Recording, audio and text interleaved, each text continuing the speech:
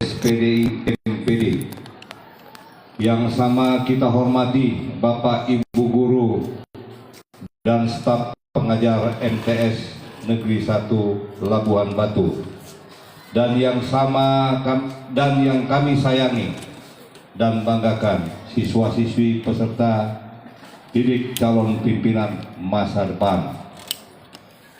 Puji dan syukur kita panjatkan kehadiran Allah Subhanahu wa Ta'ala, Tuhan yang Maha Esa, karena atas rahmat dan karunia-Nya kita dapat berkumpul pada kegiatan sosialisasi peraturan tentang penyalahgunaan narkotika dan zat adiktif lainnya dalam keadaan sehat walafiat. Hadirin yang kami hormati, untuk mengaktifkan jalannya kegiatan pada hari ini, izinkan kami membacakan susunan acara sebagai berikut. Yang pertama, pembukaan oleh protokol. Yang kedua, pembacaan doa oleh Ustadz Jainuddin Azhar Hasibuan.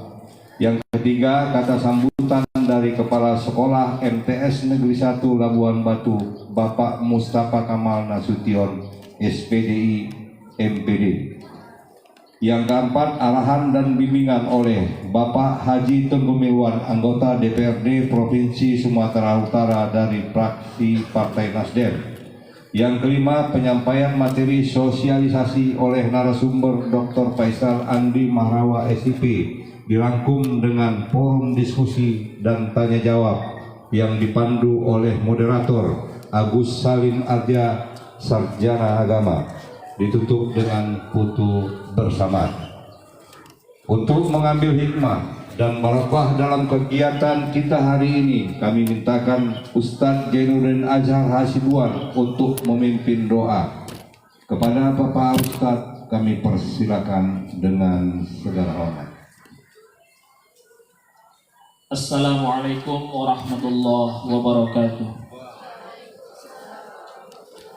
أعوذ بالله من الشيطان الرجيم بسم الله الرحمن الرحيم الحمد لله رب العالمين والصلاة والسلام على أشرف الأنبياء والمرسلين وعلى آله وصحبه أجمعين اللهم صل على سيدنا محمد وعلى آل سيدنا محمد اللهم اغفر لنا ذنوبنا ولوالدينا وارحمهما كما ربيانا صغيرا ولجدنا ولجداتنا ولجميع المسلمين والمسلمات والمؤمنين والمؤمنات الأحياء منهم والأموات برحمتك يا أرحم الراحمين. Puji syukur kehadiranmu ya Allah, karena atas segala limpahan rahmat dan ridho-Mu pada hari ini kami dapat berkumpul dalam acara ini. Ya Allah, ya Tuhan kami, jadikanlah kegiatan ini sebagai majelis ilmu yang bermanfaat, yang dapat menambah wawasan keilmuan kami, sehingga kami bisa memberikan kontribusi terbaik demi kemajuan bangsa ini. Ya Allah, ya Tuhan kami, berikanlah kepada kami kesehatan, umur yang panjang, dan rezeki yang barokah, serta teguhkanlah hati kami ya Allah untuk selalu berada di jalan kebaikan.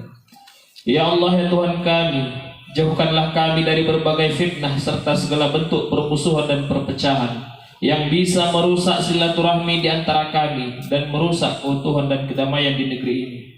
Ya Allah, ya Tuhan kami, anugerahkanlah kepada pemimpin kami keimanan, kekuatan, keikhlasan, dan kebijaksanaan dalam melaksanakan setiap tugas dan amanah yang telah Engkau berikan. Rabbana hablana min azwajina wa zurriyyatina qurrata a'yun waj'alna lil muttaqina imama. Rabbana atina fid dunya hasanah wa fil akhirati hasanah wa qina azabannar. Walhamdulillahi rabbil alamin. Assalamualaikum warahmatullahi wabarakatuh. Waalaikumsalam warahmatullahi wabarakatuh. Mudah-mudahan dengan doa ini kegiatan ini mendapat rahmat dari Allah Subhanahu wa Ta'ala.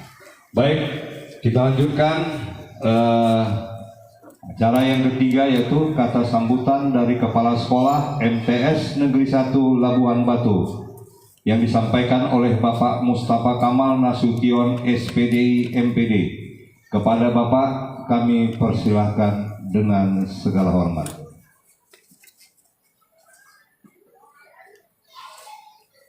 Bismillahirrahmanirrahim. Assalamualaikum warahmatullahi wabarakatuh. Innalhamdulillah wassalatu wassalamu ala rasulillah amma ba'd. Sama kita hormati, kita muliakan orang tua kita bersama, Bapak Haji Tengku Milwan, anggota DPRD Provinsi Sumatera Utara yang telah berhadir bersama dengan kita, yang masih tetap gagah, dan kita minta nanti petuah, nasihat, ilmu yang disampaikan sebagai pencerahan kepada anak-anak kita seluruhnya.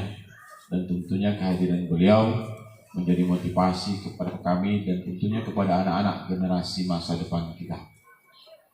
Hadir bersama dengan kami Ayanda Ibu KTU, kemudian Bapak Wakil Kepala Bidang Humas, kemudian di sebelah pinggir bidang kesiswaan Bapak Iskandar bidang sarana prasarana, Ustadz Ismayuddin Ketua Koperasi dan sekaligus guru PAI kita, Ibu WKM Kurikulum dan seluruh Dewan Guru. Tidak semua bisa kita hadirkan karena harus menguasai mengendalikan kelas masing-masing. Dan anak-anak kami kelas 9 yang pagi hari ini insya Allah akan mendengarkan ilmu dari tokoh-tokoh kita, orang tua kita yang berhadir bersama dengan kita hari ini. Kemudian yang kami hormati tim yang sengaja dibawa oleh Bapak Haji Tengku Milwan, ada Bang Agus hadir beserta seluruh rombongan, Pak Doktor sebagai narasumber yang nanti tentu kita berharap pencerahan dari beliau.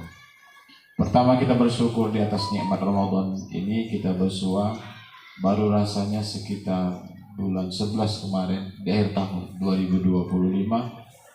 Alhamdulillah kembali orang tua kita bisa membersamai kita dalam kegiatan hari ini dengan tema yang berbeda. Kami sampaikan Ayahanda, kami berucap terima kasih yang sebesar-besarnya. Expo kita 2025 kemarin berjalan begitu meriah selama 3 hari. Support dari Ayahanda kami terima kemarin, dan sebenarnya kami sangat berharap pada momen itu Ayahanda bisa bersama dengan kami, tapi kami yakin karena aktivitas padat, kami juga sudah komunikasi dengan Pak Agus bahwa memang ternyata Ayahanda padat kegiatan. Jadi dari Pemkab hadir, dari Kemenak hadir menyaksikan Expo dari karya anak-anak. Dan itu perdana kegiatan dilaksanakan di sini secara meriah, dan alhamdulillah mendapat dukungan dan support, dan pada akhirnya Expo yang sama kita bawa pada akhirnya ke Kemenak karena Pak Kemenak tertarik dengan kegiatan itu. Salam dan salam kita sampaikan kehadiran baginda Rasul, mudah-mudahan selamat kita dunia dan selamat pula di akhirat. Suasana Ramadan bukan menghalangi kita beraktivitas anak-anak kami semua.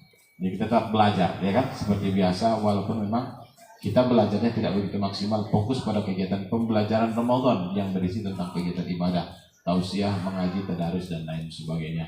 Jadi hari ini juga kita akan mengikuti bersama. Ini namanya belajar juga ya, belajar.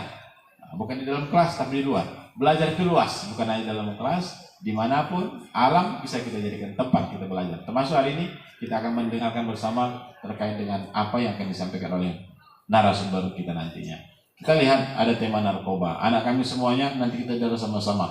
Seperti apa? Kalau bahasa agama, kullu muskirin khamrun wa kullu muskirin haramun. Kalau narkoba dalam bahasa Arab tak ada.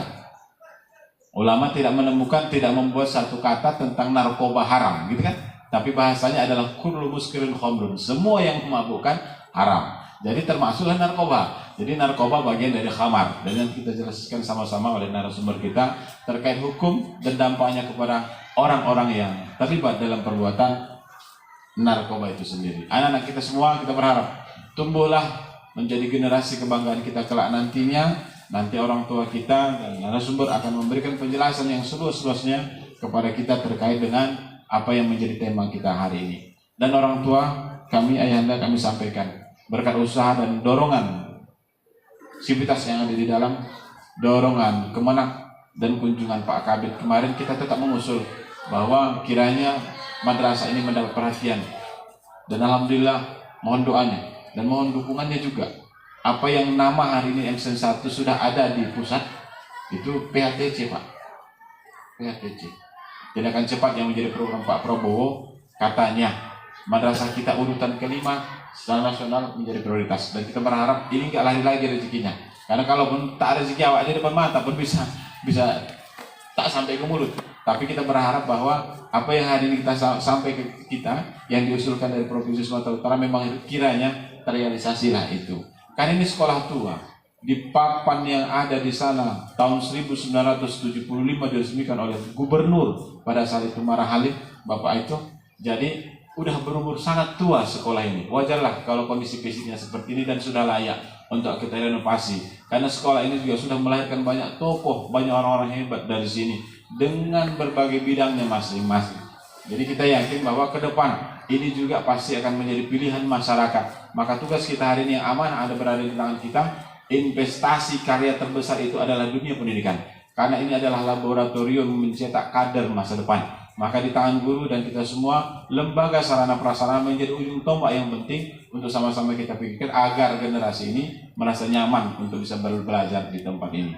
Dan satu lagi lokasi yang jauh, nanti mungkin kita minta bantuan ke kawan-kawan bagaimana bisa karya alumni bisa berpikir agar yang lokal kampus 2 itu bisa terrealisasi dengan cepat. Kalaupun nanti kita mengusulkan, tidak ada salahnya juga lewat tangan-tangan yang hari ini bisa membantu kita. Kita nggak tahu rezeki dari mana dikirim Tuhan, tapi usaha kita terus kita lakukan. Jadi barangkali Anda selamat datang kami ucapkan, dan kiranya acara-acara seperti ini MTS Negeri tetaplah kiranya menjadi pilihan ketika reses kunjungan di Kabupaten Labuan Batu, agar anak-anak merasa akrab dengan wakilnya, ya kan? Wakil kita, ya kan? Wakil kita di tingkat Sumatera Utara adalah salah satunya adalah orang tua kita Bapak Haji Tengku Milwan. Kita doakan sehat selalu, sakinah mawaddah warahmah, keluarganya dijaga Allah, dan pemikiran-pemikiran cerdasnya bisa membawa martabat Sumatera Utara semakin baik ke depan. Amin ya rabbal alamin. Dan beserta seluruh kru dan tim yang dibawa kiranya tetap semangat mendampingi ayahanda kita. Barangkali ini yang dapat saya sampaikan. Terima kasih kehadirannya. Mohon maaf bila di sana sini ayahanda penyambutan kami kurang berkenan. Khairul kalam. Assalamualaikum warahmatullahi wabarakatuh. Mari kita beri aplaus kepada Bapak Kepala Sekolah kita. Baik, kita lanjutkan acara yang keempat. Arahan dan bimbingan oleh Bapak Haji Tengku Milwan, anggota DPRD Provinsi Sumatera Utara dari fraksi Partai Nasdem, untuk kegiatan kita, terkait kegiatan kita hari ini. Kepada Bapak kami persilahkan dengan segala hormat.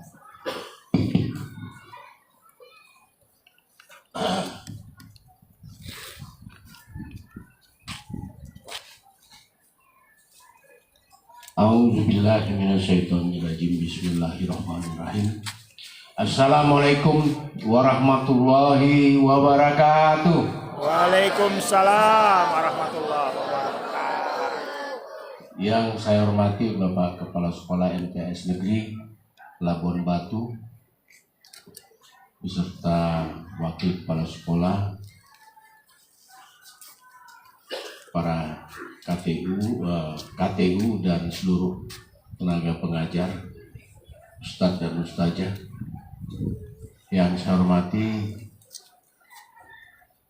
adik-adikku, anak-anakku, pelajar MTS kelas 9. Semuanya kelas 9 ya Pak? Campur ya? 7, kelas 7, 8, 9.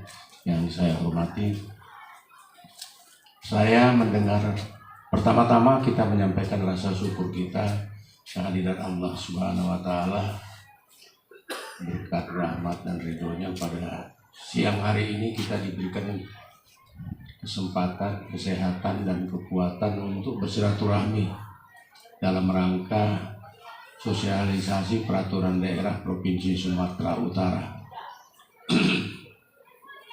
Selawat dan salam kita sampaikan kepada junjungan kita Nabi besar Muhammad Sallallahu Alaihi Wasallam. Mudah-mudahan dengan memperbanyak selawat kita akan mendapatkan syafaatnya kelak di kemudian hari. Bapak-bapak, ibu-ibu hadirin yang berbahagia, saya mendengar sambutan Bapak Kepala Sekolah, saya agak gembira. Sekarang saya mengajak Bapak Kepala Sekolah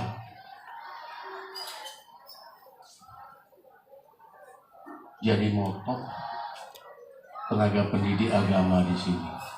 Jadi Bapak, dari pola pikir Bapak, saya berharap Bapak tidak hanya memikirkan MTS ini saja. Bapak harus berpikir bagaimana memajukan pendidikan agama sanawiyah, mulai dari ibtidaiyah, sanawiyah, aliyah, negeri dan swasta yang ada di Labuan Batu. Coba Bapak mendiskusikan ini. Dan kalau Bapak mulai, saya yakin bisa. Karena saya sudah banyak keliling, lebih dari 3, lebih dari 4 MTS dan beberapa aliyah swasta dan negeri. Pelaksanaan proses belajar mengajar di MTS kita ini, negeri dan swasta, terutama swasta, masih pola lama. Ini kalau seperti ini, padahal peminatnya banyak. Salah satu ada MTS swasta, sanawiyah ya, tingkat sanawiyah, sampai siswanya sampai 800. Itu setingkat SMP, swasta 800 itu besar itu. Aliyah juga begitu, ada aliyah ya kecil lah, 100 baru ya, karena aliyahnya baru Pak. Nanti Bapak dengan saya cerita ini Bapak udah bisa tebak. Aliyahnya baru punya gedung baru. Nah, saya persempit lagi. Kemudian aliyah-aliyah yang lain terutama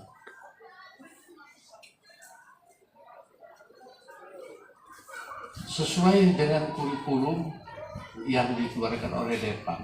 Tetapi saya mau ada nilai plus, yaitu nilai kurikulum yang dikeluarkan untuk sanawiyah dan aliyah itu sudah ditentukan oleh Depak. Tapi kita mencari keunggulan ekstrakurikuler. Nah, di situ plus-plusnya. Sebagai contoh, kalau terutama aliyah untuk mempermudah ke perguruan tinggi, tapi MTS buat sekolah unggulan. Umpamanya MTS di sini ada berapa lokal? Kita bilang saja lah 6 lokal. Satu lokal itu sekitar sekarang berapa? 32. Dari 6 lokal tuh ambil 5 yang terbaik, yang IQ-nya tinggi, masukkan sekolah unggulan. Kemudian kurikulumnya sudah ada, MTS maupun aliyah. Jadi saya ajak Bapak sebagai tokoh agama dalam pendidikan di sini. Kemudian di situ kita sesuaikan dengan perkembangan sekarang. Sekarang ini ada istilahnya masalah yang agak dibutuhkan, bukan agak dibutuhkan, yang trennya lagi sekarang kan masalah teknologi. Ada istilahnya Pak Faisal itu masalah akademinya apa itu? Saya juga nggak tahu itu. Pokoknya berkaitan dengan IT lah. Dibuat di situ ekstrakurikuler. Jadi tidak kurikulum yang normatif yang dari Depak itu. Nah. Jadi jangan untuk sanawiyah ini madrasah yang Bapak pimpin ini juga Bapak pikirkan. Tapi Bapak juga mengajak ke yang lain. Diri kita diskusikan karena tidak semua kepala sekolah ini negeri dan swasta, mungkin terutama yang swasta ya. Karena prosesnya itu kan berbeda dengan negeri. Seorang kepala sekolah di negeri itu berdasarkan pendidikan yang dimiliki, dia menjadi kepala sekolah. Tapi kalau di swasta kan berdasarkan banyak kekeluargaan, kenateran, kan itu. Jadi akhirnya kemajuannya itu lambat. Ini yang harus. Saya berpikiran sama Pak Faisal berpikiran, kami di Medan yang mendiskusikan di kedai kopi, ibaratnya kalau saya bilang di mana gitu di majelis, mulai kita berpikir. Jadi saya ajak Bapak berpikir untuk memajukan dunia pendidikan di agama di Labuan Batu, khusus agama saja. Apa target kita? Banyak yang berhasil, orang-orang pintar tersaring dan nanti mengarah ke pengetahuan eksakta, teknik, yang ke situ arahnya. Bukan saya tidak menyepelekan sosial, tetap juga, karena memang agama ini ada bagian dari kegiatan bidang sosial, ilmu sosial. Nah, jadi kita coba lebih. Jadi memang berat jadi kepala sekolah di MTS ada berat, Pak. Tapi kalau diskusi-diskusi ini yang kepala sekolah yang kalau saya sebaya seperti Bekawan, yang selevel pemikiran dengan Bapak, ini kan bisa.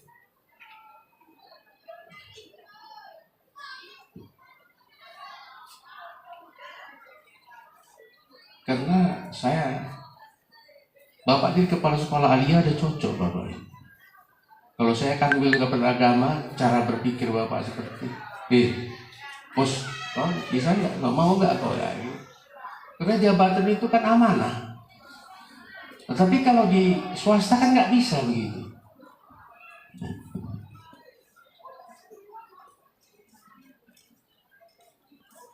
Ini sudah sebagai contoh yang konkret yang sudah Bapak lakukan Olimpiade kemarin.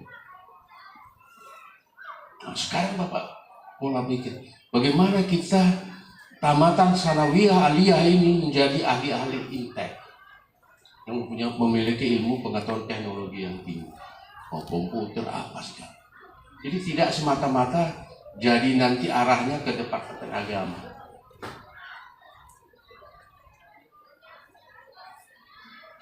Mungkin Pak, mungkin. Tapi kenapa? Karena ada ekstrakurikuler. Sekolah unggulan itu kan rata-rata kan orang pulang jam 4, dia pulang jam setengah 5. Kadang-kadang minggu pun ada kegiatan. Nah, di situ plus-plusnya. Nah, di situ dimasukkan pelajaran yang penting. Kalau bahasa Indonesia, bahasa Arab, bahasa Inggris itu sudah kebutuhan pokok. Jadi tidak hal yang luar biasa. Karena nanti berkaitan dengan referensi teknologi ini. Paham kita nih Pak? Coba Bapak ini, dan saya harap besar, harapan saya kepada kita semua, mari kita berpikir.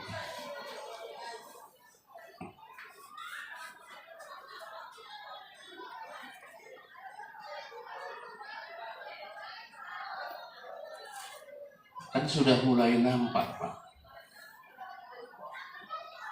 Seperti Bapak tadi mengatakan, Olimpiade kemarin yang Bapak laksanakan. Karena saya melihat itu adalah kebutuhan Pak. Yang berikutnya untuk anak-anakku. Saya kembali lagi mengulangi. Kalian, saya mau bertanya dulu, kalian tuanya mau senang atau susah? Jawab yang keras, mau senang atau susah? Kalau mau senang, masa sekarang remaja kalian ini kalian gunakan sebaik-baiknya untuk belajar bersungguh-sungguh. Nah, sekarang saya tambah bersungguh-sungguh. Bersungguh-sungguh. Jangan kalian tua mau senang, tapi berleha-leha, bersantai-santai. Nggak ada itu. Kecuali orang tua kalian punya kebun 200 hektar, kalian adik-beradik 3 orang, meninggal orang tua kalian dapat warisan 50-50, mungkin masih bisa lah berleha-leha. Tapi kalau kita orang susah, orang pas-pasan, kalau istilah Pak Faisal orang biasa-biasa saja, yang perlu mengangkat martabat keluarga, jalan satu-satunya hanya satu. Semasa kalian masih seperti sekarang ini, belajar. Biar kalian menjadi orang hebat ke depan. Kalau sudah menjadi orang hebat, insya Allah mengikuti itu, rezeki itu, jadilah kalian orang senang. Saya titip itu. Yang kedua, anak-anakku, adik-adikku, jangan kalian berpikir lagi sekarang ini, kalau aku ingin maju, aku tidak punya biaya. Sekarang banyak beasiswa. Nah, nanti banyak beasiswa. Jadi poin-poinnya. Jadi masalah dana tidak menjadi penghalang untuk bidang pendidikan. Beasiswa dari pemerintah maupun dari swasta. Hanya bagaimana kita mendapatkan beasiswa itu, ya belajar bersungguh-sungguh dan kita harus berprestasi. Karena pada yang umumnya yang banyak itu adalah beasiswa anak-anak yang berprestasi.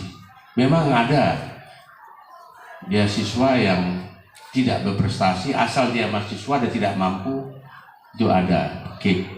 Tapi itu kan sedikit dan banyak mahasiswa kita yang orang tuanya pas-pasan. Jangan kalian minder, orang tua kalian orang biasa-biasa saja. Saya, Pak Faisal, saya sebut saja lah untuk memotivasi. Orang tua kami dulu orang biasa-biasa saja.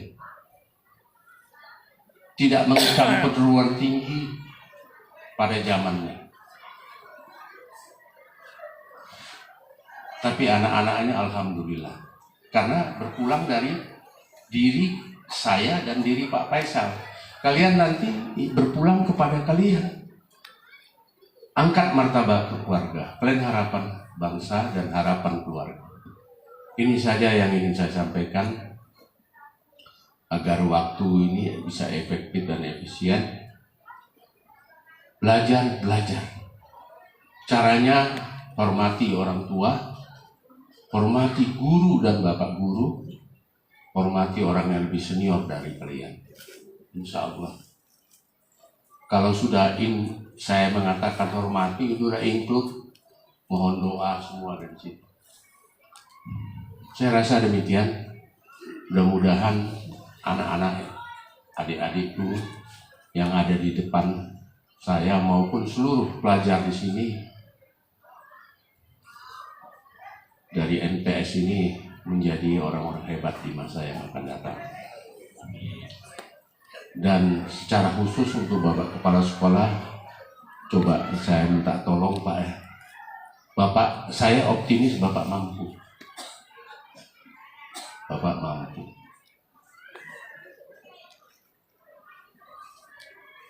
Mengkondisikan ini semua.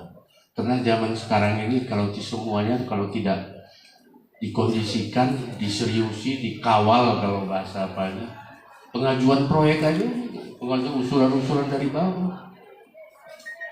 Nah, karena Bapak mungkin mantan aktivis, jadi jago kawal mengawal, membaca peluang itu Bapak.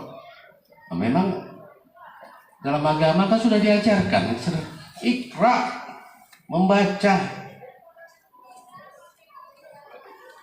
Nanti jadi panjang ceritanya, udah pahamnya Bapak. Harus begitu kita. Dan nanti itu ditularkan yang dimiliki Bapak Kepala Sekolah, kalian miliki anak-anakku. Kalian kalau jadi guru besar. Jadi dokter, saya rasa demikian. Dan ini saya berbicara ini udah setengah hati ini dengan perasaan. Udah besar sekali harapan saya sama kalian. Besar sekali. Yang sekolah-sekolah agama. Kenapa? Kalau kalian jadi orang hebat, dasar agama itu udah kuat. Jadi tinggal ilmunya aja ini. Bagaimana untuk mengejar ilmu supaya cepat? Ilmu dunianya. Ya kan, paham nih Pak, kan? Gak ada dasar. Karena sekarang banyak kali orang pintar. Tapi banyak kali orang yang seperti Dajjal.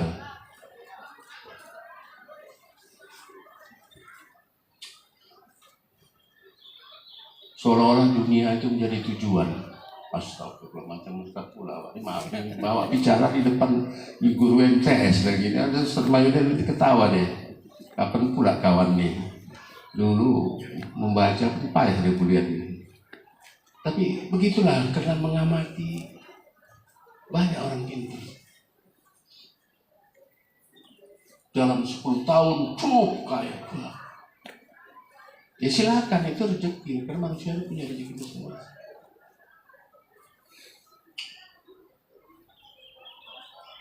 Saya rasa demikian. Mudah-mudahan kita semua diberikan hidayah dan diberikan berkah rahmat dari Allah, serta diberikan kekuatan dan perlindungan dari Allah Subhanahu wa taala. Dan apa yang kita citakan, yang kita cita-citakan dapat kita laksanakan. Kadang-kadang saya berpikir, Pak, kepingin saya muda lagi, Pak. Iya. Tapi kan tidak mungkin. Karena saya, kalau boleh, saya berpolitik terbuka ini umur 46 tahun. Umur 45 lah mulai belajar. Karena saya SD, SMP, SMA, masuk akabri, jadi tentara. Nah, dunia kan terbatas. Dinasnya pula di Irian, 9 tahun. Gak ada yang berpikir santai-santai, tapi Tuhan itu maha adil. Dikasih saya 9 tahun menderita di sana, keluar masuk hutan, ya Tuhan jadi bupati, jadi kan rezeki juga itu kan. Yakinlah, kalau kita berbuat baik, Allah itu maha mengetahui, maha adil, maha pengasih, maha penyayang. Kalau soal mengerti, mengerti saya tahu betul, tapi nggak yakin nih. Jadi berbuat baiklah. Kalau istilah dunianya petani, nanam sajalah. Kalau nggak bisa kita sirami, dunia akan menyirami, alam yang akan menyirami. Jangan tumbuh. Asal kita urus dengan baik. Nah, jadi begitulah optimisnya saya. Nggak sulit sebetulnya hidup ini. Asal jangan niatnya jangan macam-macam. Hanya saya satu pesan, jangan sombong. Sombong itu hanya milik Allah. Allah paling tidak suka kepada orang yang sombong. Apa yang kita miliki sekarang ini, mulai harta, jabatan, itu semuanya amanah. Itu saja yang saya pesan. Yang tadi menghormati tadi sudah include di dalam. Terus saya titip lagi, Pak. Tolonglah ekstrakurikuler, Pak, diperbanyak. Cuman ini berkaitan dengan honor gurunya, nanti kita tambah lagi honor gurunya. Kalau kita Bapak buat gebrakan di sini hari Minggu, tambah kegiatan, kacau juga Bapak, bisa diprotes oleh Bapak Ibu guru Bapak. Kenapa? Ini yang saya rasakan, Pak.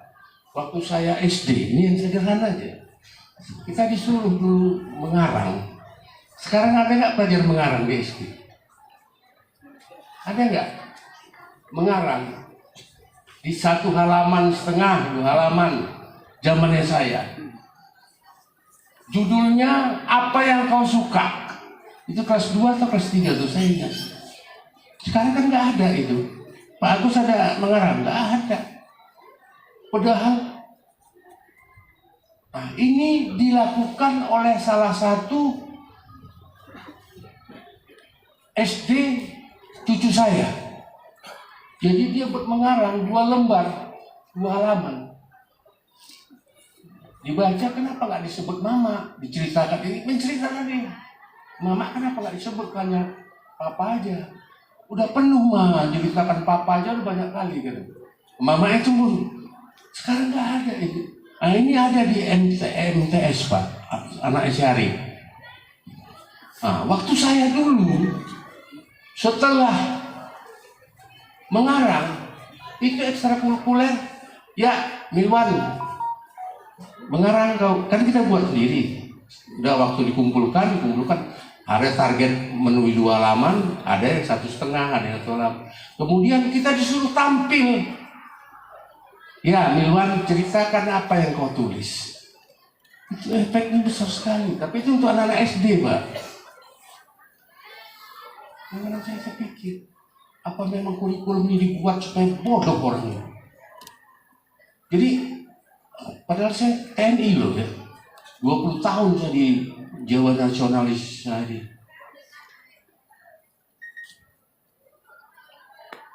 Nah, ini contoh Pak. Kenapa? Ini saya sebetulnya ini waktu saya diskusi sama Bapak ini. Tapi jarang-jarang kita Bapak sibuk, saya sibuk. Jadi saya buat momen ini supaya kita semua berpikir ini. Setelah dia mengarang dia suruh ceritalah bawa tulisannya, tapi jangan dibaca ya. Kalau lupa sedikit boleh lihat. Saya ingat kali dulu. Ustaz. Itulah nanti kalau ada forum-forum ini anak-anak itu terbiasa. Ya Pak, baca. Kan beda Pak. Adik-adik kita yang mahasiswa yang aktif di organisasi kan beda ya nanti. Nah, ini saya dulu dari SD. Ingat saya. Ini sudah yang memikirkan ini udah apa itu Menteri Pendidikan bidang pendidikan dasar gitu. Tapi saya ajak Bapak untuk mendiskusikan karena Bapak banyak kenal-kenalan nanti Bapak, kita coba di lingkungan kita saja lah tuh. Atau Bapak terapkan di salah satu sekolah. Biar adik-adik kita ini terbiasa nih. Kalau istilahnya biar PD-nya ada, biar dia terbiasa tampil di depan umum. Saya rasa demikian nanti banyak lagi. Mudah-mudahan niat kita dan apa yang saya sampaikan ini banyak tidak pada tempatnya. Tapi untuk ketemu bapak-bapak, ibu-ibu tidak gampang. Orang yang berpikiran maju dan ingin membuat lingkungan kita maju tidak banyak. Sekian, mudah-mudahan apa yang kita cita-citakan ini dikabulkan oleh Allah Subhanahu wa taala. Saya akhiri wabillahi taufik wal hidayah. Wassalamualaikum warahmatullahi wabarakatuh. Waalaikumsalam warahmatullahi wabarakatuh. Baik.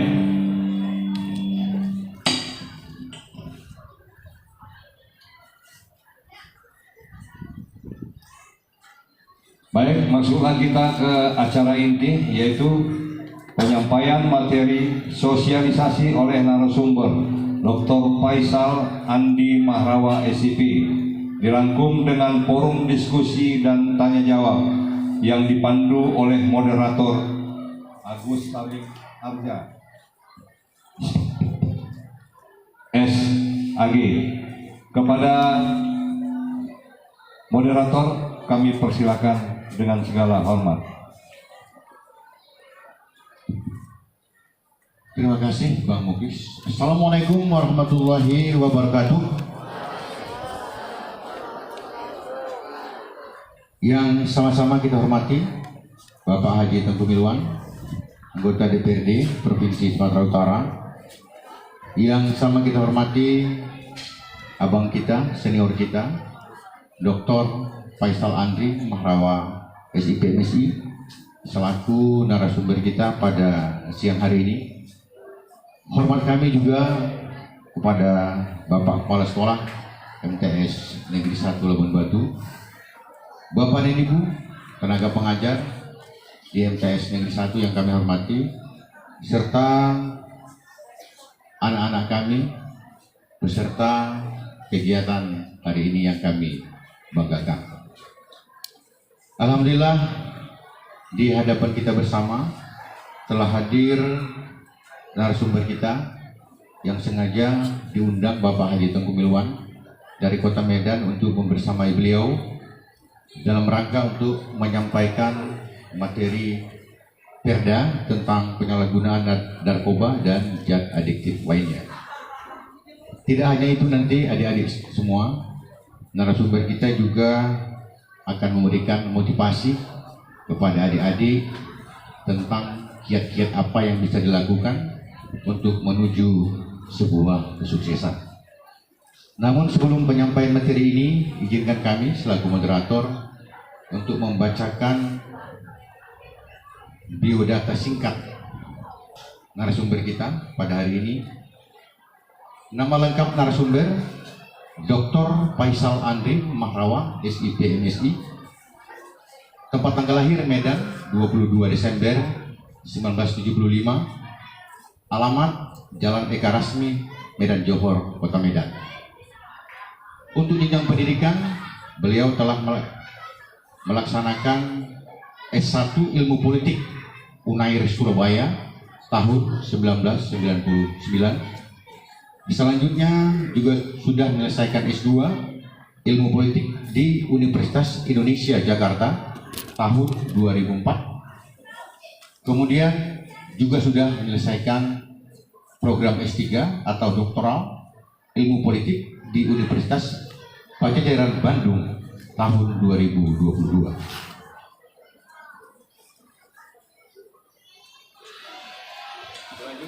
Bapak dan Ibu serta adik-adik kami yang kami muliakan, pengalaman organisasi beliau sebagai founder Sekolah Kebangsaan Pemuda Indonesia, beliau juga pernah menjadi tenaga ahli di DPR RI Senayan Jakarta, juga pernah menjadi tim perumus dan sekaligus panelis debat kandidat gubernur, bupati dan wali kota di Sumatera Utara.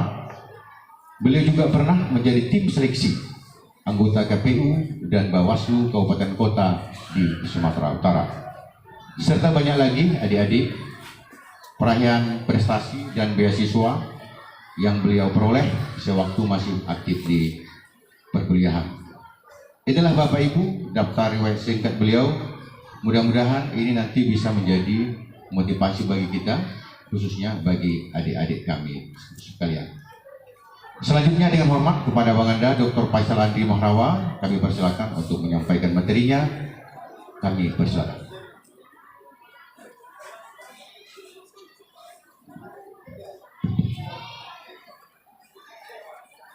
Baik, terima kasih Bang Agus selaku moderator kegiatan kita pada hari ini.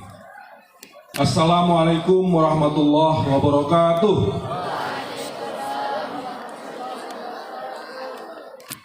Alhamdulillahirabbil alamin wa bihi nasta'in wala umuri dunya waddin wassalatu wassalamu ala asrofil anbiya'i wal mursalin wa ala alihi wa sahbihi ajma'in. Alhamdulillah, senang sekali rasanya bisa berdiri kembali di depan adik-adik, di depan Bapak Ibu guru.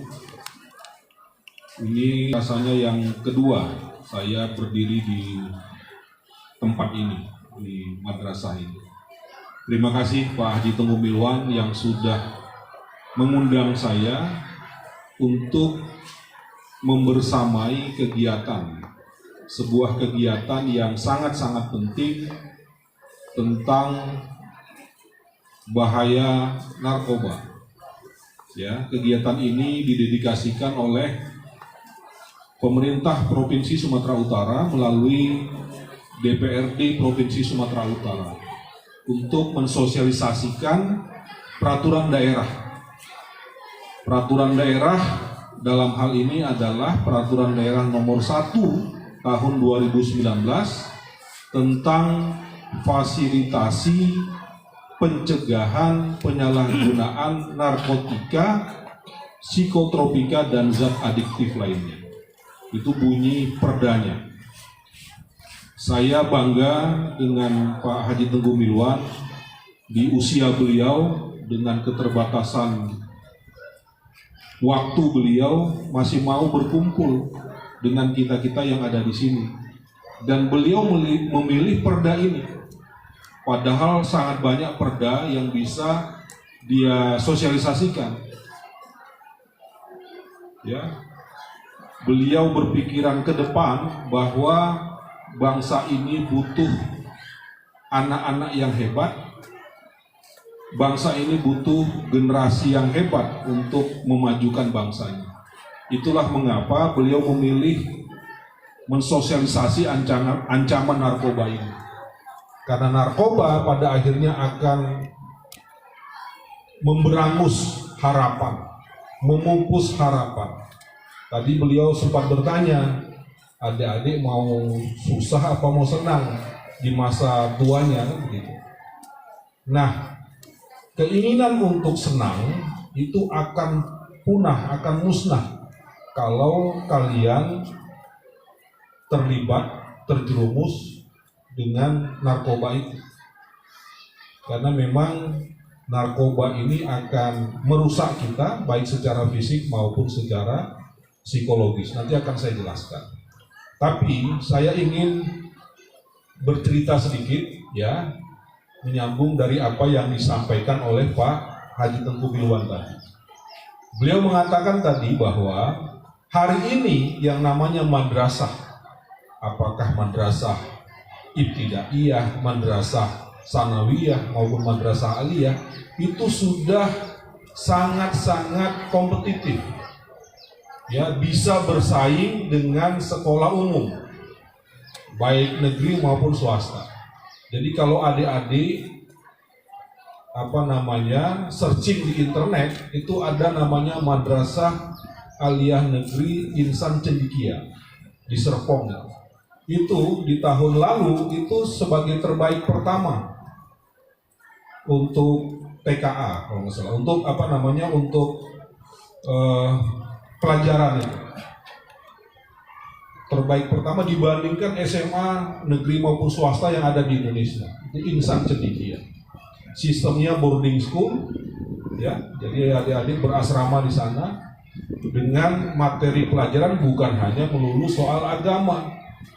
Tadi yang menurut Pak Milwan itu soal STEM namanya, STEM, Science, Teknologi, Engineering, dan Mathematics. Jadi 3 bidang ilmu itu hari ini menjadi prioritas Pak Prabowo. Itulah mengapa banyak digalakkan sekolah-sekolah unggulan, termasuk sekolah unggulan Garuda itu. Selain sekolah rakyat ya, tentu saja. Sekolah Garuda itu diperuntukkan bagi anak-anak yang berprestasi. Karena memang itu akan menjadikan sebuah generasi emas, sebuah generasi yang memang bisa diunggulkan. Saya cerita sedikit. Madrasah Aliyah Negeri Insan Cendikia itu sudah sangat berprestasi bahkan di level internasional. Ada juga MAN 2 Malang, itu juga berprestasi secara nasional dan internasional. Nah, pertanyaannya kemudian bagaimana dengan sekolah sanawiyahnya? Banyak juga madrasah sanawiyah yang unggul. Ada yang di di Surabaya, di Jogja, di Kaur, dan seterusnya. Dan sekilas tadi saya coba cari juga informasi tentang Madrasah Sanawiyah Negeri 1 Labuan Batu ini. Ternyata banyak juga Pak Milwan prestasi yang sudah ditorehkan oleh sekolah ini. Ya, ada yang mengikuti olimpiade bidang studi, kemudian ada juga soal olahraga dan seterusnya. Nah, itu prestasi yang dimiliki oleh sekolah. Salah satu yang juga akan memotivasi adik-adik untuk berprestasi juga. Gitu. Makanya mulai dari hari ini khususnya di kelas adik-adik yang kelas 9 yang sebentar lagi akan melakukan TKA ya. Ini penting untuk memastikan kalian punya guidance, punya panduan mau jadi apa kalian. Ya, untuk menuju sukses, kesuksesan, keberhasilan itu tentu ada sesuatu yang harus direncanakan. Nah, saya ingin bertanya dulu, yang kelas 7 siapa di sini? Ya, angkat tangannya. Angkat tangannya. Tinggi. Angkat tangan. Oke, yang kelas 8 siapa? Kelas 8. Oke, yang kelas 9? Nah, yang kelas 9 ini sebentar lagi menamatkan sekolah. Ya, gini ya adik-adik, mulai dari sekarang kita survei ya, survei kecil-kecilan. Saya beri waktu 2 menit kepada adik-adik ini. Saya berikan waktu 2 menit untuk merefleksikan dalam hati mau jadi apa kalian. Ya, dalam hal ini cita-citanya mau jadi apa? Bisa? 2 menit. Saya mau adik-adik berpikir dan dalam hati cita-citanya mau jadi apa. Nanti secara random saya tanya, saya pilih 2 orang perempuan, 2 orang laki-laki untuk menyampaikan itu. Ya, saya survei kecil-kecilan dulu. Ayo silakan, mulai 2 menit dari sekarang.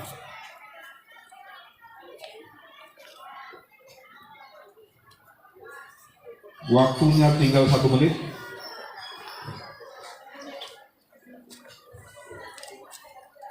Oke, tinggal 30 detik. Oke, waktunya selesai. Saya mau random ya, 2 orang laki-laki, 2 orang perempuan. Tapi sebelum saya tunjuk, ada nggak yang mau jadi relawan? Ada nggak? Ya, kelas 9. Sultan. Nggak ada yang mau jadi relawan. Ya udah, saya random ya. Kita mulai dari Nizam dulu. Nizam apa namanya? Oke, Nizam MA. Silakan berdiri. Sebutkan namanya, dari kelas berapa, sebutkan apa cita-citanya. Perkenalkan, nama saya Nizam Muhammad Akbar dari kelas 7A. Cita-citanya mau jadi profesor. Ini bukan kaleng-kaleng ini. Kita beri aplaus sekali lagi untuk Nizam, Profesor Nizam. Oke, yang dari Putri ini. Silakan Bang Agus. Ini sebelum ditunjuk dia udah mengacungkan tangan. Berarti keberaniannya patut diapresiasi. Silakan, Dik. Nama saya Afrina Fatia dari kelas 9A. Cita-cita saya menjadi pengajar luar biasa. Oke, jadi pengajar ya, jadi guru atau dosen gitu ya. Oke, satu lagi dari, ada nggak yang dari laki-laki kelas 9, ada nggak? Yang kelas 9 mana ini? Coba acungkan tangannya. Kok jadi nggak ada? Sultan. Ayo silakan, acungkan tangannya yang kelas 9. Ini. Tadi Anak pramuka. acungkan tangannya setinggi-tingginya, sekarang malu-malu. Coba si Syifa namanya. Oke, berdiri. Pegang mic-nya. Perkenalkan, nama saya Syifa Al-Ghair dari kelas 9A. Cita-cita saya mau jadi tentara. Jadi tentara. Wah, ini mau jadi seperti Pak Haji Gumiluan juga nih, jadi tentara. Oke, satu lagi yang dari perempuan. Ada? Yang kelas 9 mana? Ini kita utamakan yang kelas 9 dulu. Coba acungkan tangannya kelas 9. Ayo. Nah, kok jadi malu-malu gini? Nah, ini siapa namanya? Luna. Nabila, silakan Nabila. Nama saya Nabila Luna Hairani Taman. Saya dari kelas 9A. Cita-cita saya menjadi dokter spesialis bedah. Dokter spesialis bedah. Oke, kita beri aplaus sekali lagi untuk Nabila. Begini adik-adik, apa yang sudah kalian cita-citakan itu tentulah bukan terjadi begitu saja. Dia harus ada effort, ada usaha, ada ikhtiar untuk mengarah ke sana. Itulah bedanya antara cita-cita dengan mimpi. Ya kan? Kalau cita-cita itu harus ada usaha, harus ada ikhtiar. Tadi Pak Milwan menyebutkan belajar bersungguh-sungguh. Karena belajar aja tidak cukup adik-adik. Belajar dengan sungguh-sungguh. Kenapa saya kasih catatan keras tentang sungguh-sungguh itu? Karena kalian harus berkompetisi dengan yang lain. Kalau kalian tidak bisa berkompetisi dengan yang lain, maka kalian akan menjadi orang-orang yang kalah. Sama seperti adik-adik yang mau jadi profesor, Nizam misalnya, mau jadi seorang guru besar. Berarti apa? Belajarnya itu harus berbeda dengan yang lain. Nabila mau jadi dokter spesialis bedah, harus belajar, dan cara belajarnya, strategi belajarnya, jam belajarnya itu berbeda dengan yang lain. Ya kan? Kalau belajarnya biasa-biasa saja, ya jadinya juga biasa-biasa saja. Meskipun takdir itu bukan kita yang menentukan, tapi usaha itu harus tetap dilakukan. Saya contohkan begini adik-adik. Kalau Nizam misalnya, yang bercita-cita menjadi seorang guru besar atau profesor, dia harus belajar lebih dibandingkan yang biasa-biasa. Kalau yang biasa-biasa mungkin belajarnya 2 atau 3 jam di rumah. Nah, kalau Nizam, Nabila, dan yang lain-lain tadi itu harus lebih belajarnya, mungkin 5-6 jam sehari di rumah. Harus begitu. Kalau belajarnya juga cuma 2 jam, ya gimana mau mencapai itu? Apalagi khususnya yang bercita-cita jadi dokter. Dokter itu, adik-adik, adalah profesi yang sangat-sangat terbatas. Nggak banyak yang menjadi dokter itu, apalagi dokter spesialis. Karena apa? Karena tempat belajarnya saja terbatas. Ya kan? Fakultas kedokteran itu tidak di semua kampus ada. Hanya ada di kampus-kampus pilihan. Fakultas kedokteran. Apalagi dokter spesialis, lebih mengerucut lagi, dia lebih kecil lagi. Itu adik-adik. Saya sepakat dengan apa yang disampaikan Pak Milwan tadi. Ketika kalian ingin meraih cita-cita itu melalui dunia pendidikan, tentu saja harus diluruskan niatnya, adik-adik. Niatnya harus diluruskan terlebih dahulu. Niatkanlah itu bukan hanya untuk diri kalian, tapi juga untuk mengangkat marwah keluarga, martabat keluarga. Kalau itu kalian luruskan niatnya dari awal, kalian akan ada panduannya sendiri. Apalagi direstui, diridhoi oleh orang tua. Tadi Pak Mirwan sudah menyebutkan 3 kata kunci untuk berhasil itu. Pertama, hormati orang tua. Yang kedua, hormati guru. Yang ketiga, hormati orang yang lebih tua dari kita. Itu mantra ajaib. Kalau kalian bisa lakukan itu, insya Allah keberhasilan akan terbuka. Nah, saya punya pengalaman, adik-adik. Benar apa yang disampaikan Pak Milwan, saya ini bukan dari keluarga yang kaya raya. Keluarga saya keluarga yang biasa-biasa saja. Ayah saya bekerja di perusahaan sebagai pegawai, bukan manajer, bukan apa, hanya staf biasa. Lulusannya cuma STM, nggak sempat mengenyam di bangku perkuliahan. Ibu saya juga begitu, hanya ibu rumah tangga biasa. Tapi saya bangga dengan ayah saya bangga dengan ibu saya yang sudah mampu menyekolahkan anaknya. Semuanya kami sarjana, anak-anak. Alhamdulillah saya menyelesaikan sampai ke program doktoral. Itu bangga saya dengan kerja keras, usaha yang dilakukan oleh orang tua saya. Nah, karena itulah saya juga ingin melakukan hal yang sama. Saya berniat sekolah, kuliah itu adalah untuk mengangkat marwah keluarga itu. Meskipun jalannya tidak mudah, adik-adik. Itulah mengapa, karena karena saya berasal dari keluarga yang biasa-biasa saja, saya harus berprestasi. Karena tanpa prestasi agak sulit mendapatkan beasiswa. Jadi saya jelaskan, adik-adik. Ada 2 jenis beasiswa itu. Yang pertama adalah beasiswa untuk siswa atau mahasiswa yang berasal dari keluarga yang kurang mampu. Itu jenis beasiswa yang pertama. Contohnya itu adalah beasiswa KIP kuliah. Yang kedua ada namanya beasiswa prestasi. Nah, beasiswa prestasi ini, adik-adik, sangat banyak. Baik yang disiapkan atau ditawarkan oleh pemerintah maupun dari pihak swasta.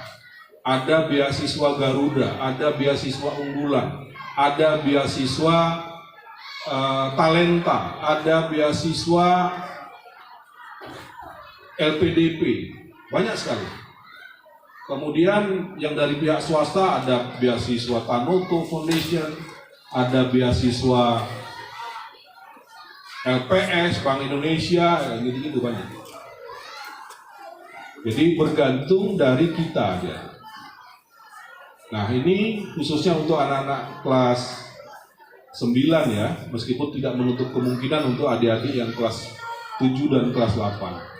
Kalian harus punya strategi dalam belajar. Kalau dulu saya, besok mau ujian, hari ini saya nggak belajar. Iya, terus terang. Saya justru belajar, saya cicil itu 2 minggu atau 3 minggu sebelumnya. Saya itu akan belajar kalau besok ujian, paling besok sebelum atau sesudah subuh. Buka, baca sekilas untuk mengingat-ingat saja. Nah, khususnya untuk adik-adik kelas 9, meskipun PKA sudah di depan mata, sebenarnya yang perlu kalian lakukan di kelas 9 itu adalah mengerjakan contoh-contoh soal saja. Karena hafalan segala macam itu harusnya sudah dilakukan sebelumnya. Kalian butuh yang namanya exercise, butuh latihan. Ya, karena tanpa itu nanti kalian akan gampang menghadapi soal-soal yang diberikan oleh ujian itu. Itu ya adik-adik, untuk yang kelas 7, kelas 8 masih ada waktu. Untuk meraih cita-cita itu harus ada rencana belajar, harus ada rencana, harus ada strategi belajar. Harus begitu adik-adik. Meskipun kita, mungkin termasuk kalian, berasal dari keluarga yang kurang mampu, jangan rendah diri, jangan minder, ya. Rendah diri itu nggak boleh, ya. Kalau rendah hati boleh, rendah diri itu jangan. Ini juga masukan ke Bapak Ibu sekalian, karena saya beberapa kali ya, menjadi salah satu narasumber di kegiatan sejenis. Seringkali adik-adik ini, saya nggak tahu apakah malu-malu atau apa gitu, tapi saya yakin karena nggak percaya diri. Mereka tidak terbiasa untuk berekspresi. Makanya saya sarankan ke Bapak Ibu di kelas itu, kalau boleh distimulasi, dirangsang adik-adik itu agar mau berekspresi. Ya, kegagalan kita untuk meraih seorang pemimpin karena kita menutup keinginan mereka, semangat mereka untuk berekspresi. Jangan takut salah adik-adik. Ketika ada misalnya siapa yang ingin bertanya, tunjuk tangan, tanyakan saja. Jangan takut salah. Kalau salah bisa diperbaiki. Tapi kalau kalian enggan untuk mengutarakan pendapat, menanyakan sesuatu, kalian akan menghilangkan kesempatan kalian untuk maju. Itulah mengapa pelajaran-pelajaran itu bisa didesain Bapak Ibu sekalian dengan yang lebih mengajak mereka untuk berani berekspresi. Misalnya apa? Storytelling. Sejalan dengan apa yang disampaikan Pak Milwan tadi. Ya memang dulu kami pun ada pelajaran mengarang itu. Biasanya di pelajaran bahasa Indonesia nanti guru kami memberikan kesempatan, dikasih kertas, mengarang bebas. Ada mengarang bebas, ada mengarang sesuai dengan tema yang diberikan. Itu sesungguhnya adalah bagian dari untuk mengupgrade soft skill. Salah satu soft skill itu adalah menulis dan menceritakan kembali. Itu yang kita sebut sebagai storytelling. Storytelling itu apa? Bercerita saja.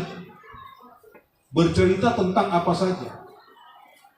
Karena gini, di usia kalian tentulah punya imajinasi. Ya, imajinasi itu harus diceritakan. Sehingga insya Allah ketika ada usaha bisa menjadi kenyataan. Kalau untuk berimajinasi kita saja nggak boleh, ya udah bahaya. Kalian sah untuk berimajinasi. Misalnya, imajinasi kalian tentang Labuhan Batu ini ke depan, misalnya, mau apa? Gitu. Silakan kalian berimajinasi. Oh, kota Rantau Prapat ini harus lebih maju dari kota Medan. Caranya apa? Caranya bukan modernisasi, tapi tetap menjadikan desa itu sebagai desa dengan fasilitas kota. Jangan mau merubah desa untuk menjadi kota, jangan. Desa tetaplah desa, tapi fasilitasnya itu yang harus kota. Apalagi imajinasinya, oh di Rantau Prapat ini nanti kita bikin rumah sakit skala internasional. Jadi kalau ibu saya sakit misalnya, tidak harus dikirim ke Medan, cukup di Rantau Prapat saja. Saya punya imajinasi di Rantau Prapat ini punya sekolah berkaliber internasional misalnya, dari SD sampai perguruan tinggi. Nah itu imajinasi. Apakah imajinasi itu tidak bisa diraih? Bisa diwujudkan. Karena apa? Bapak-bapak pendahulu kita juga mengalami hal yang sama. Mereka punya imajinasi untuk Indonesia. Bahkan imajinasi tentang Indonesia itu sudah dilakukan jauh sebelum Indonesia merdeka. Melalui apa? Melalui Kongres Pemuda yang melahirkan Sumpah Pemuda itu, adik-adik. Sumpah Pemuda tahun berapa? Tahun berapa, adik-adik? Tahun 28. Kita merdeka tahun berapa? Nah, kan jauh hari sebelumnya kita sebenarnya sudah berimajinasi tentang Indonesia. Gitu ya adik-adik, kalian harus tetap percaya diri untuk berekspresi, untuk mengutarakan pendapat. Nah yang berikutnya yang kita butuhkan itu adalah virus adik-adik. Juga untuk Bapak Ibu guru. Yang kita butuhkan virus. Jadi ada seorang pakar psikologi namanya David McClellan. Dia hasil risetnya itu mengatakan yang kita butuhkan adalah sebuah virus yang dia beri nama virus NA. N-ACH. Apa virus NA itu? Virus NA itu adalah virus need for achievement. Kebutuhan atau keinginan kita untuk berprestasi. Ini yang mungkin belum ada di kita. Kalau kita butuh berprestasi, kalau kita punya keinginan yang kuat untuk berprestasi, maka kita akan lebih maju dibandingkan yang lain. Dan keinginan atau kebutuhan untuk berprestasi itu bisa ditularkan. Bagaimana caranya? Dengan mengikuti lomba. Itulah mengapa kompetisi itu penting. Ujian itu juga penting. Jadi saya sangat bangga misalnya jika adik-adik baik melalui sekolah atau pribadi itu ikut lomba-lomba itu. Karena di situ kalian akan terpacu untuk menunjukkan bahwa kalian bisa berprestasi. Ya, misalnya kalian jadi utusan sekolah untuk olimpiade bidang studi tertentu misalnya. Atau secara pribadi karena dapat informasi dari internet, mendaftar ikut lomba baca puisi tingkat Kabupaten Labuan Batu misalnya. Kemudian ikut lomba menulis di tingkat Provinsi Sumatera Utara. Ikut lomba apa segala macam. Gak masalah adik-adik, jangan enggan untuk mengikuti kompetisi itu. Ya, jadi apa yang baru saya sampaikan sebenarnya adalah untuk menggugah kita untuk berprestasi. Need for achievement. Nah, kita masuk ke materi kita. Segala keinginan kita itu, segala harapan kita itu akan musnah adik-adik kalau kita terjerat narkoba. Itulah bahayanya narkoba itu. Dia memupus harapan kita, memupus tujuan hidup kita. Karena apa? Ada 3 hal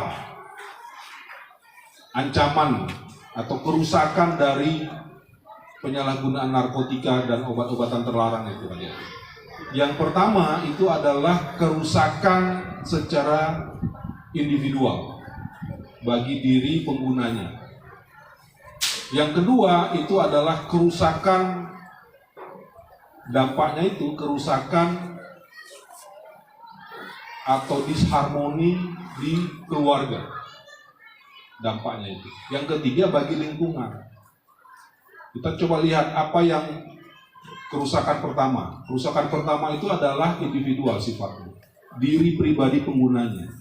Biasanya yang menggunakan narkoba itu kalau dia sudah kecanduan sekali, badannya itu loyo, lemah badannya secara fisik. Kurus. Bahkan kalau anggar-anggar, biasanya orang-orang narkoba itu kan semangatnya aja yang tinggi tuh. dianggap preman segala macam, tapi kalau ditolakkan aja langsung jatuh karena fisiknya lemah, ya, matanya sayu, ya kan, kadang suka berdiam diri, tiba-tiba ketawa sendiri, ya begitu. Rusak secara fisik dan rusak secara psikologis. Secara psikologisnya begitu. Karena apa? Karena yang pengguna itu akan sering berhalusinasi. Ya, dia sering berhalusinasi. Itu dampaknya, adik-adik. Kemudian yang kedua, kerusakan atau dampak negatif bagi keluarga. Bagi sebagian besar keluarga, ketika ada anak kerabat yang menggunakan narkoba itu, dia dianggap sebagai aib. Meskipun hari ini sudah terang-terangan semua itu, tapi tetap saja menjadi aib keluarga. Itulah mengapa seringkali jika ada keluarga yang anggota keluarganya itu menggunakan narkoba, dia akan diasingkan biasanya. Diasingkan ini dalam artian apakah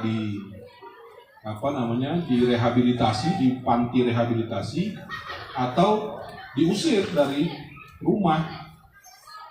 Nah, kalau dia direhabilitasi masih mending, tapi kalau diusir itu berbahaya, karena dia akan jadi sampah masyarakat.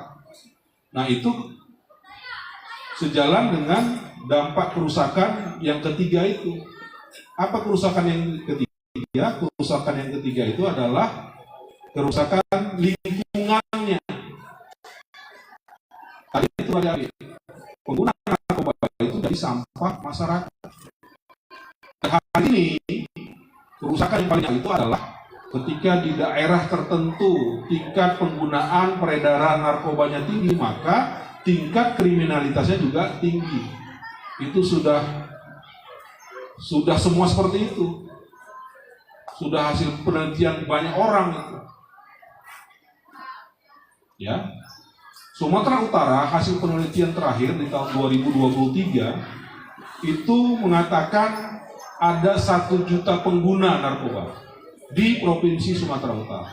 Angka 1 juta itu bukan sedikit, adik. Itu angka di tahun 2023 dan yang terdata tentu saja. Saya yakin lebih dari itu penggunanya. Itu yang pertama. Yang kedua, sialnya ini Kabupaten Labuan Batu termasuk daerah rawan narkoba. Ya, Badan Narkotika Nasional menyebutnya sebagai zona merah penggunaan atau penyalahgunaan dan peredaran narkoba itu. Itu bukan prestasi, ya, itu momok yang menakutkan, ya kan? Nah, tadi saya sebutkan bahwa di daerah yang tingkat peredaran dan penggunaan narkobanya tinggi, tingkat kriminalitasnya juga tinggi. Jadi begini, adik-adik, orang yang sudah menggunakan narkoba, dia akan kecanduan kalau tidak dihentikan segera. Dan biasanya yang sudah kecanduan itu akan menghalalkan segala cara untuk mendapatkan narkoba itu. Ya mungkin ketika masih ada uang di kantongnya, dia akan beli narkoba langsung. Tapi setelah uangnya nggak ada, apa yang dia lakukan? Pulang ke rumah, dia cari uang mamanya. Dia curi uang mamanya untuk konsumsi narkoba. Uang mamanya udah habis, apa yang dia lakukan?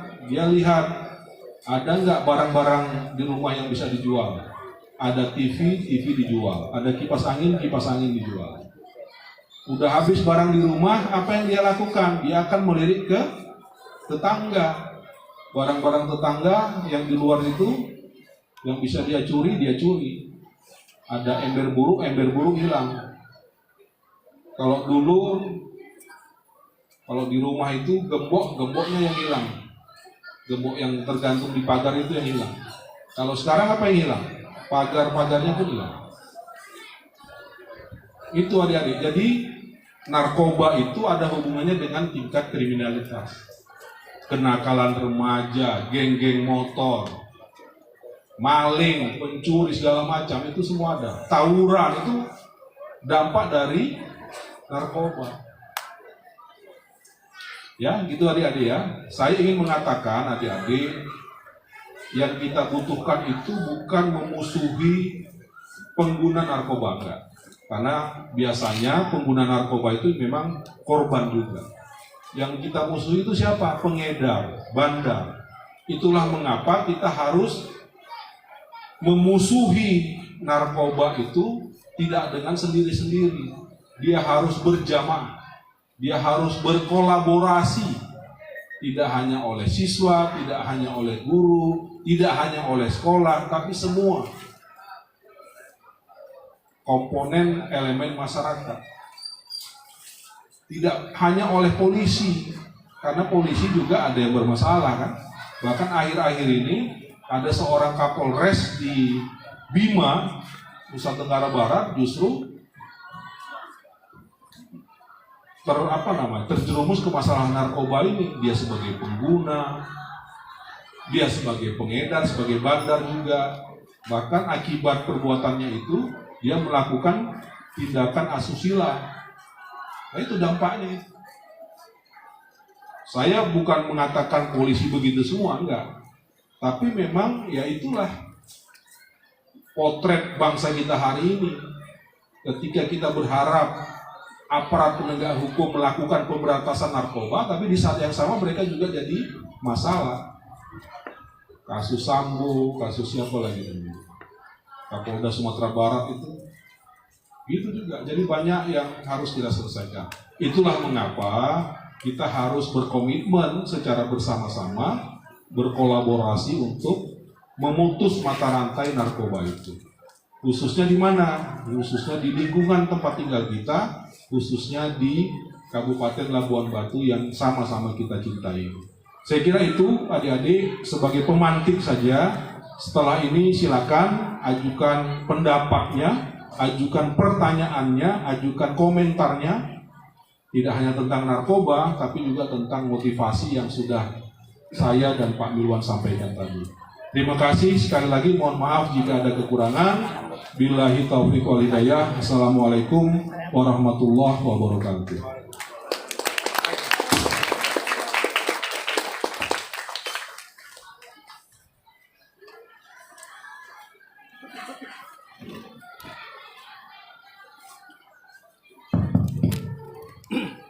Terima kasih Bang Faisal atas penyampaian materi dan motivasi yang sangat luar biasa.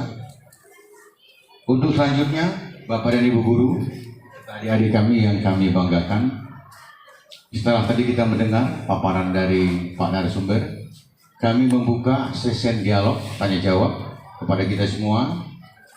Apakah itu saran, pendapat maupun pertanyaan? Kalaupun seandainya yang akan disampaikan di luar materi, juga tidak ada masalah.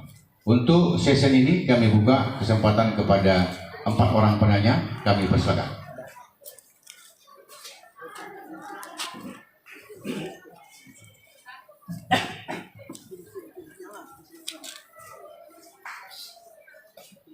Assalamualaikum warahmatullahi wabarakatuh.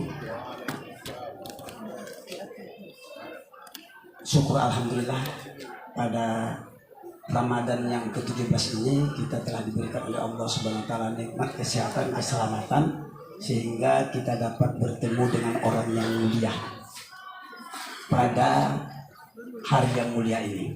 Kemudian selawat dan salam kepada ruh junjungan kita Nabi Muhammad SAW. Semoga kita kelak mendapatkan syafaatnya di dunia akhirat. Amin ya rabbal alamin. Amin. Yang kami hormati yaitu Bapak Haji Tengku Milwan, ayahanda kami, selamat datang Pak di Labuhan Batu. Kemudian Bapak Kepala Madrasah MTS 1 Labuhan Batu, Bapak Mustafa Kamal Nasution MPD. Kemudian Bapak Doktor yang hadir, kemudian yaitu moderator Abang Namuklis dan Ustadz dan seluruh, bahwa apa yang dikatakan Pak Tengku Milwan tadi, bahwa MTS kita ini Pak di masa dipegang oleh Pak Mustafa Kamal, alhamdulillah dingin tangannya Pak, sehingga sampai mendapatkan piala Olimpiade berturut-turut. ini Pak Mustafa Kamal ini Pak seperti Rasulullah dia Pak. Tidak main sendiri. Dia main ada 4 orang pendampingnya. Yang satu yaitu Bapak Sapras. Ini Bapak Iskandar. Pak Sapras inilah pendamping beliau. Kemudian Bapak Humas yaitu Surya Putra yang selalu bersosialisasi dengan masyarakat. Kemudian begitu juga hadir Bapak Ibu WKM. Kemudian Bapak Kesiswaan ini hadir, dan inilah yang mendukung Bapak sehingga MTS ini tidak lagi menjadi sekolah danga-danga. Bahwa MTS ini Pak belum lagi dibuka sudah ada yang mendaftar. Kalau dulu MTS buangan ke SMP dulu, nanti tak lulus baru MTS. Sekarang MTS adalah nomor number 1. Ini berkat mereka yang dekat. Kemudian ada juga kameramen Pak. Setiap kita berada ada kameramen, yaitu Bapak Everyone. Tanpa diperintah, tanpa diinstruksikan hadir.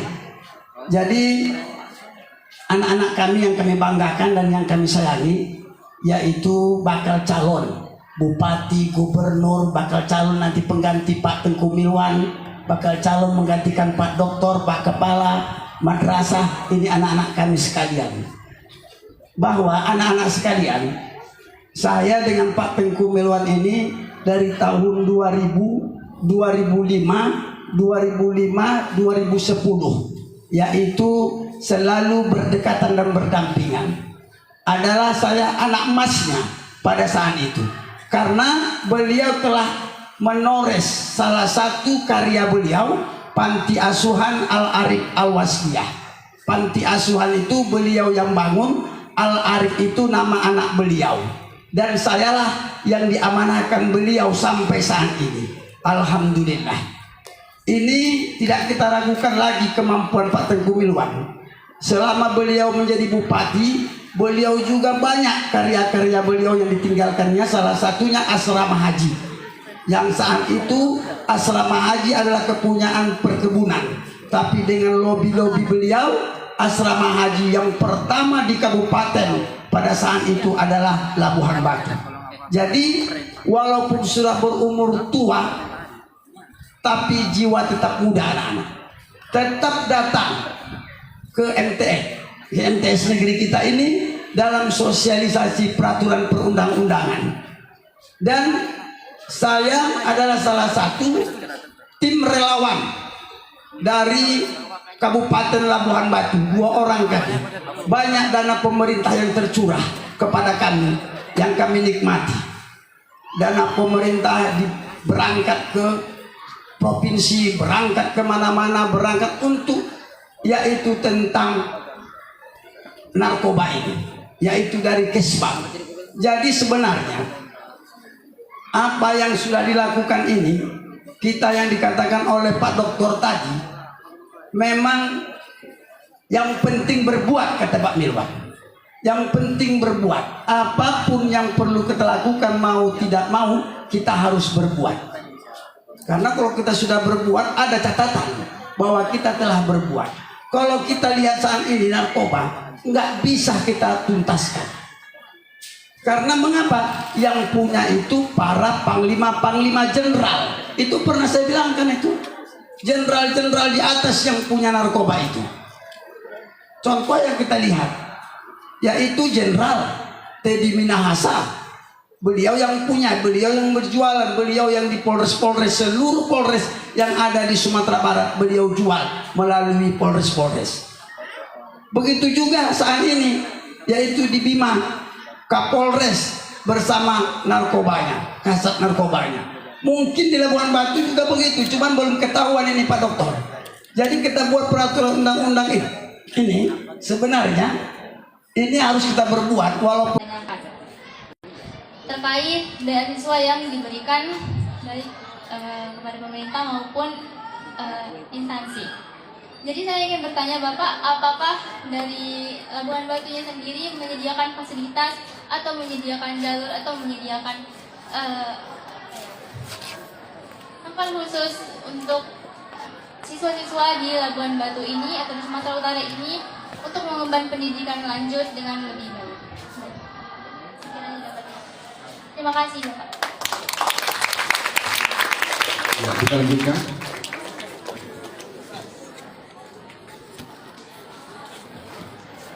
Assalamualaikum warahmatullahi wabarakatuh. Nama saya Muhammad Ali Salim Nasution dari kelas 8A dan wali kelas saya Bu Desri.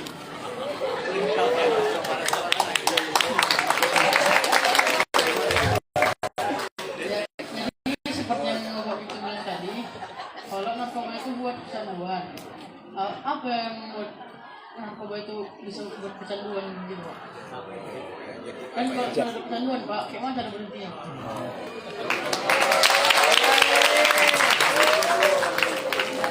Oke, adik-adik, ada lagi? Iya.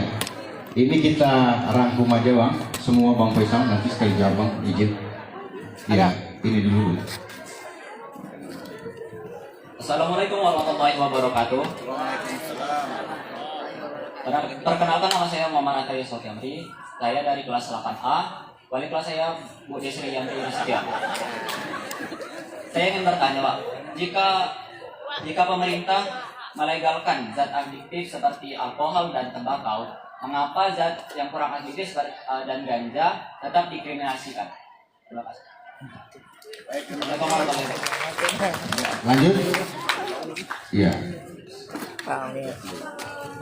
Assalamualaikum warahmatullahi wabarakatuh. Perkenalkan, nama saya Muhammad Ali Atikila dari 8A. Wali kelas saya Bu Desri. Di sini saya akan bertanya seperti yang sudah ditanyakan teman saya Alpi. Jika seseorang kecanduan narkoba maka akan melakukan kriminal. Jika ingin memberhentikannya, tindakan apa duluan yang mesti dilakukan? Menghukumnya karena melakukan kriminal atau menyembuhkan kecanduannya? Ya, kita lanjutkan. Ya. Bu Desri lagi. Assalamualaikum warahmatullahi wabarakatuh. Nama saya Pak Bertonga dari kelas 8A, wali kelas saya Bu Desri. Saya ingin bertanya, bagaimana narkoba dapat menyebabkan apa ya? Depresi? Demikian saya. Assalamualaikum warahmatullahi wabarakatuh. Ya, untuk adik-adik Putri. Oh iya, ini dulu. Yang mana dulu ini? Assalamualaikum warahmatullahi wabarakatuh. Saya Rindi dari kelas 8A. Wali kelas saya Bu Desri. Masuk nominasi nih. Nominasi ya. Piala Oscar. Apa dampak buruk bagi orang yang tinggal di lingkungan pengguna narkoba? Terima kasih. Ya, kami lanjutkan. Assalamualaikum warahmatullahi wabarakatuh. Perkenalkan, nama saya Nur Aizah Daulay dari kelas 8A. Wali kelas saya Bu Desri. Saya ingin bertanya, mengapa narkoba dibuat tapi narkoba itu berdampak buruk bagi diri kita sendiri? Terima kasih. Ya, kita lanjutkan. Assalamualaikum warahmatullahi wabarakatuh. Perkenalkan, nama saya Almira Antayakbar. Saya berasal dari kelas 8A. Wali kelas saya Ibu Desri Yanti Nasution. Saya di sini ingin bertanya.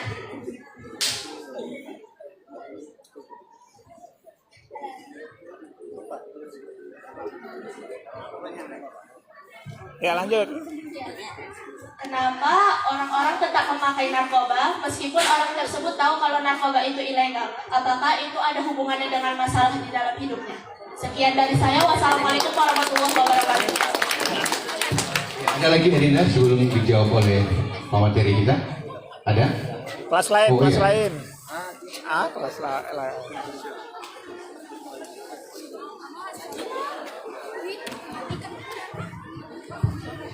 Assalamualaikum warahmatullahi wabarakatuh. Perkenalkan, nama saya Sakila Rizka Lataya Lubis.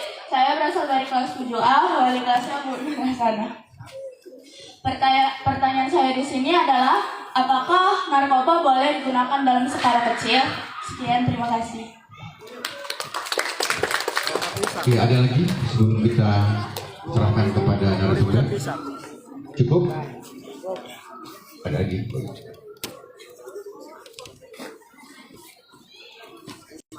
Enak ya kayak di kelas. Assalamualaikum warahmatullahi wabarakatuh.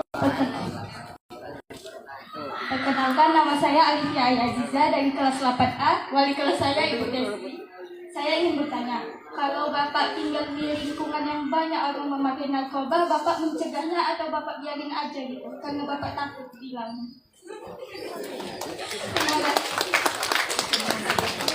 Oke, adik-adik kami semua. Ada lagi? Yang dari laki-laki maupun perempuan? Cukup? Cukup? Oke, ya, selanjutnya kepada Bang Faisal kami persilakan, Bang.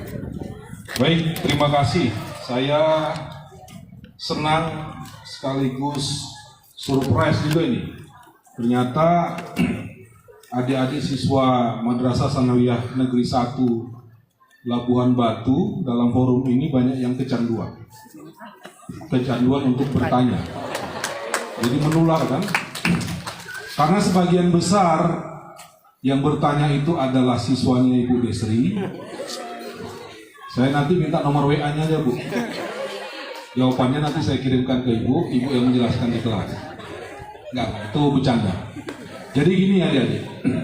Sebagian besar pertanyaan atau komentarnya itu kan beririsan ya. Jadi saya tidak jawab satu persatu, tapi insya Allah akan bisa menjawab pertanyaannya masing-masing. Yang pertama, apa sih narkoba itu? Nah itu dulu. Narkoba itu, atau sering orang menyebutnya narkotika, obat-obatan terlarang, psikotropika, dan zat adiktif lainnya. Ya, jadi adik-adik ini untuk menjawab pertanyaan yang terakhir. Narkoba itu awalnya itu obat adik-adik. Bahkan kalau kalian searching di AI, di internet itu, narkotika itu adalah obat untuk menurunkan kesadaran. Narkotika itu, ini biasanya digunakan oleh dokter spesialis anestesi. Biasanya untuk operasi, untuk menurunkan kesadaran. Karena kalau dia masih sadar terus dioperasi kan berontak segala macam, justru mengganggu jalannya operasi. Ya, jadi kayak morfin itu kan awalnya obat memang yang digunakan di bidang kedokteran, udah biasa itu. Tinggal, makanya namanya penyalahgunaan. Ya, penyalahgunaan obat-obatan. Jadi gitu. Awalnya obat tapi disalahgunakan, yang harusnya dosisnya kecil tapi digunakan dengan skala besar. Nah, ini ada kaitannya dengan tadi depresi itu. Karena dia sudah adiktif, ya, sudah adiktif, sudah kecanduan, jadi dia akan memberontak ketika obat-obatan itu tidak masuk dikonsumsi oleh dirinya. Itu yang namanya kecanduan itu. Paham ya adik-adik ya? Jadi narkotika itu seringkali diselaraskan dengan obat-obatan lainnya dan zat adiktif lainnya. Apa itu zat adiktif lainnya? Zat adiktif lainnya itu termasuklah alkohol, ya, termasuklah rokok, dan seterusnya, yang sifatnya bisa membuat kecanduan. Pertanyaannya kemudian, untuk zat adiktif lainnya itu bagaimana cara mencegahnya? Kalau untuk diberantas, zat adiktif lainnya itu tidak bisa, tidak mudah paling tidak. Misalnya untuk rokok, bagaimana memberantas orang tidak merokok? Sementara pabrik rokoknya besar, ya, kemudian pajak yang dibayarkan oleh perusahaan rokok ke negara juga besar, misalnya peredarannya juga umum, penggunanya juga umum. Yang bisa kita lakukan itu hanya membatasi. Contoh, misalnya sudah ada regulasi yang melarang di lembaga pendidikan untuk tidak merokok, ya kan? Kalaupun ada, ya di tempat khusus. Tidak ada boleh orang merokok, termasuk guru, nggak boleh merokok di lembaga pendidikan, di sekolah, di madrasah itu nggak boleh. Kalau misalnya ada gurunya merokok, petentang-petenteng di depan kalian di kelas, laporkan, nggak boleh. Bisa ditindak. Kenapa yang saya sampaikan ini keras? Karena memang begitu aturannya. Ya, itu harus dibatasi. Kemudian dicegah penggunaannya, hanya orang dewasa yang bisa, yang boleh. Ya, meskipun peredarannya umum. Jadi anak-anak sekolah itu di usia sekolah itu nggak boleh dirokok, dibatasi. Makanya di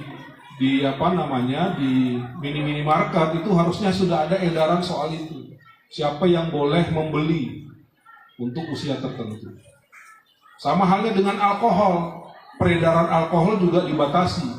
Nggak bisa alkohol itu diberantas begitu saja, nggak bisa. Karena apa? Karena pada realitasnya banyak juga orang yang mengkonsumsi itu. Makanya tidak dijual bebas alkohol itu, nggak boleh dijual bebas. Bahkan izinnya juga izin yang khusus. Untuk mengkonsumsinya juga tidak mudah. Untuk membelinya juga tidak mudah. Jadi untuk zat adiktif lainnya itu adik-adik harus ada batasan. Agar apa? Agar tidak menyebar secara luas dan tidak dikonsumsi oleh semua umum. Nah, kemudian contoh tadi, kenapa pengguna narkoba ini biasanya depresi? Iya, itulah mengapa adik-adik ada banyak hal yang harus kita lakukan untuk mencegahnya. Pertama dari diri kita sendiri dulu. Ya, dari diri kita sendiri. Pesan saya, tolong berhati-hati ketika ada orang yang baru kita kenal menjumpai kita. Biasanya itu terindikasi pengedar. Karena apa? Orang-orang seusia kalian ini adalah sasaran mereka. Biasanya mereka bujuk rayu segala macam. Awalnya itu nggak dijual ke orang-orang seusia kalian. Diberikan secara percuma, secara gratis. 1, 2, 3, 4, sampai 5 kali mungkin dikasihnya gratis. Sesudah kalian kecanduan, sudah mencari-cari barang haram itu, maka dia akan pasang tarif. Yang harus kalian bayar itu bukan yang kalian beli pada saat itu, tapi yang sebelum-sebelumnya juga dia tagih. Itulah bejatnya pengedar narkoba itu, penjual narkoba itu. Jadi saran saya tolong hati-hati. Itu yang pertama. Yang kedua, harus hati-hati dengan teman sepergaulan. Ini penting. Jadi circle kalian itu harus diwaspadai. Bukan berarti kita saling mencurigai, enggak. Saling mengingatkan. Kalau ada, misalnya ini juga masukan untuk Bapak Ibu Guru. Ada seseorang yang pembawaannya periang. Ya. Pokoknya orangnya sering berseluruh, riang gembira lah, itu kan kelihatan karakter orang seperti itu. Tapi tiba-tiba dia berubah drastis menjadi pendiam. Nah, itu tolong kita waspadai. Pertama, bisa jadi dia memang benar punya masalah. Yang kedua, jangan-jangan dia menggunakan atau terindikasi menggunakan narkoba itu. Ketika dia pendiam dan kita duga agar dia punya masalah, dia harus didekati.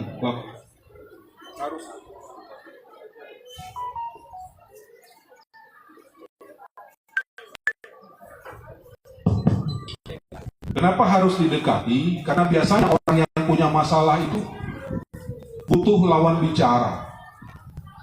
Kalau istilah adik-adik ini butuh tempat curhat. Jangan sampai tempat curhatnya itu orang yang salah. Makanya adik-adik kalau ada kawannya yang ada perubahan drastis seperti itu, tolong jangan langsung dijauhi, didekati saja apa sebenarnya masalah dia.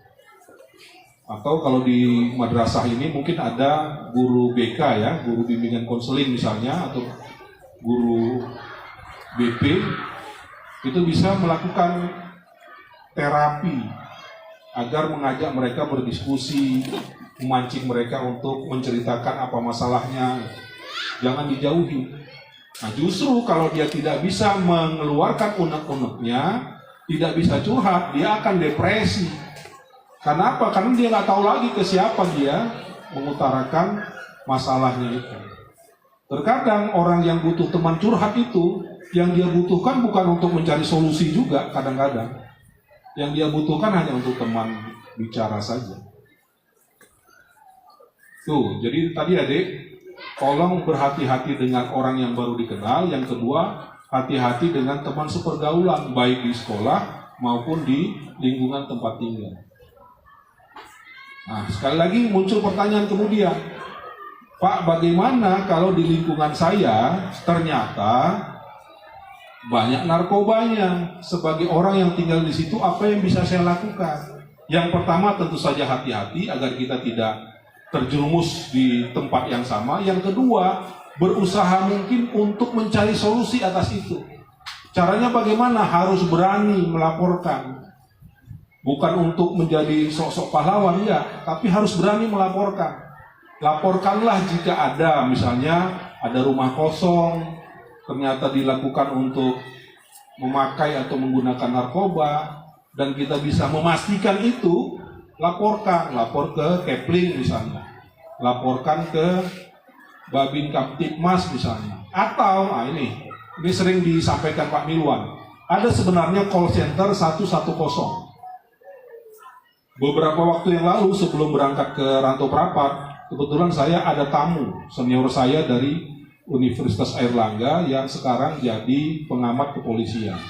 Jadi mereka pernah melakukan riset di Jawa Timur, khususnya di Malang. Ternyata call center atau jalur khusus telepon 110 itu sangat efektif di Kabupaten Malang, kota dan Kabupaten Malang. Karena apa? Karena responnya cepat.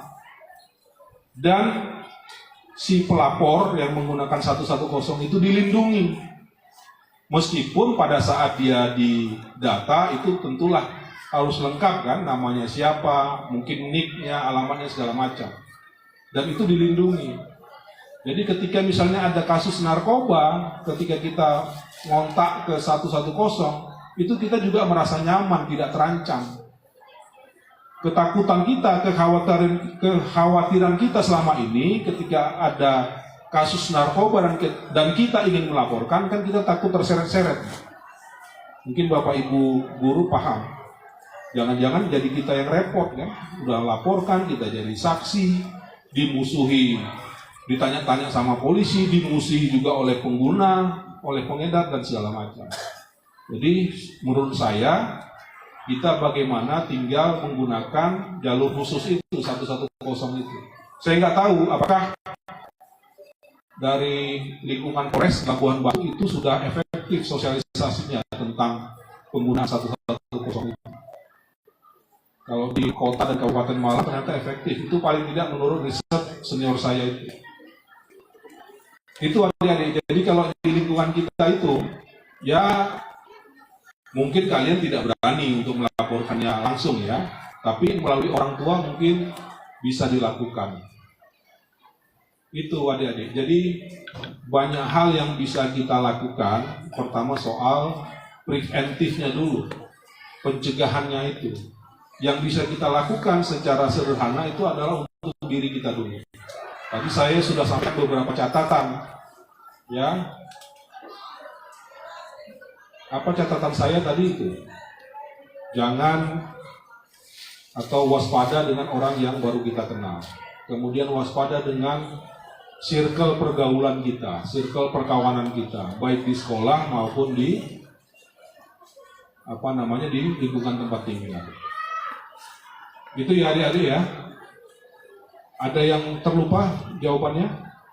Kalau untuk Bapak yang di depan tadi lebih banyak masukan ya, komentar kita soal situasi terkini. Tadi mencontohkan soal Teddy Minahasa misalnya, soal Kapolres yang ada di Bima, yaitu memang potret bangsa kita hari ini. Itulah mengapa untuk memberantas narkoba itu bukan pekerjaan yang mudah, karena sudah carut marut, sudah centang perenang. Gak mudah kita mengurai anatomi peredaran, anatomi pelaku dan seterusnya. Tapi yang pasti saya yakin dan percaya Madrasah Sanawiyah Negeri 1 Labuan Batu ini bisa menjadi contoh yang baik untuk bersama-sama mencegah peredaran dan penggunaan narkotika, obat-obatan terlarang, psikotropika dan zat adiktif lainnya itu. Saya kira itu, Bang Agus. Mudah-mudahan bermanfaat. Mohon maaf kalau ada kekurangan. Terima kasih adik-adik. Tadi awalnya saya ragu kalian mau tanya-tanya itu. Oh ya, soal beasiswa ya. Soal beasiswa, ini pengalaman saya ya. Pertama, kalian harus mau menggunakan atau mencari akses informasi soal beasiswa. Itu dulu. Karena memang informasinya sangat terbatas. Bahkan ke sekolah juga jarang. Tadi pagi saya coba browsing, ternyata beasiswa untuk anak SMA itu ada dari luar. Untuk anak SMP saya belum tahu, tapi harusnya sih ada ya. Tinggal bagaimana kalian mencari akses informasi. Kata kuncinya apa? Kalian harus peduli. Jangan menunggu. Informasi itu harus dicari, akses itu harus diraih, jangan didiamkan. Misalnya saya butuh, kok saya tadi tertarik yang disampaikan Bapak itu soal Man Insan Cendekia. Langsung dicari, di browsing. Itu namanya curiosity dalam ilmu pengetahuan. Rasa ingin tahu. Ya, kalian harus punya rangsangan seperti itu adik-adik.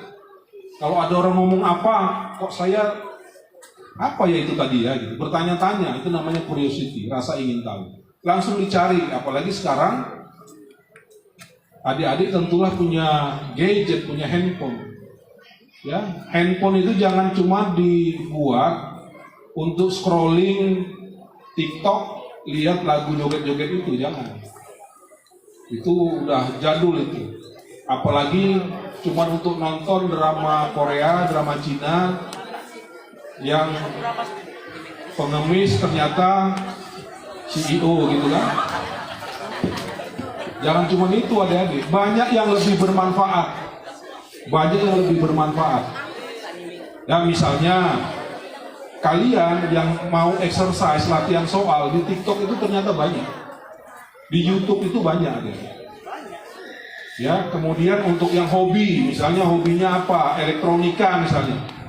Ya, bikin instrumen apa, elektronika apa gitu, banyak itu. Yang hobinya bikin program coding, itu di internet banyak, di TikTok banyak. Tadi pagi saya scrolling di TikTok cara membuat absensi digital untuk sekolah menengah pertama, ada itu ternyata di situ. Saya nggak tahu di MTS Negeri 1 Labuan Batu absensinya pakai apa. Kalau sudah pakai platform, wah itu menarik.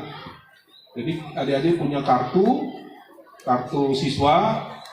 Ya kan, ada barcode di situ, nanti masuk kelas tinggal di scanning lewat handphone Ibu Desri tadi, langsung tercatat absensinya. Kemudian orang tua juga bisa memantau keberadaan anaknya di sekolah, ya, pakai platform, itu bagus tuh. Kemudian komunikasi yang dilakukan oleh orang tua dan guru melalui platform. Jadi orang tua bisa lihat akses nilai anaknya melalui platform itu. Nah, itu bisa, itu ada di TikTok. Dan cara bikinnya nggak mahal. Bisa pakai Google Spreadsheet, bisa pakai aplikasi yang gratis di internet. Itu ada. Jadi saya tidak bisa menyebutkan beasiswa apa yang bisa kalian peroleh, tapi paling tidak saya sudah berikan jalannya.